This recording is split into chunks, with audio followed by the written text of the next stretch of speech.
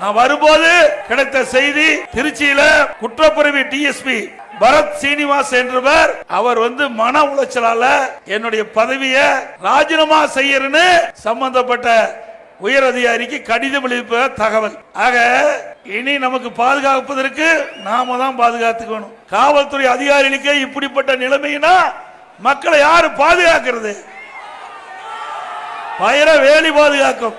அதை போல மக்களை பாதுகாப்பது காவல்துறை. அப்படி சிறப்பாக பணியாற்றக்கூடிய காவல்துறைக்கு இப்படிப்பட்ட தண்டனை கொடுத்தா இந்த அரசாங்கம் எப்படி மக்களை பாதுகாக்கும்? இப்படிப்பட்ட அரசாங்கம் தேவையா? நேர்மையான அதிகாரிகளுக்கு இப்படிப்பட்ட தண்டனை கொடுக்கலாமா? சொல்லுங்க. மக்கள் தான் நீதிபதி, நீங்க தான் நீதிபதி. நீங்களாம் ஒரு அரசாங்கத்தை தேர்ந்தெடுக்கிறீங்க.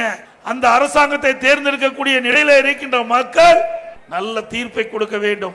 இப்படிப்பட்ட அரசாங்கத்திற்கு 2026 சட்டமன்ற தேர்தலில் மிகப்பெரிய மரண அடி கொடுக்க வேண்டும். கொடுப்பீங்களா?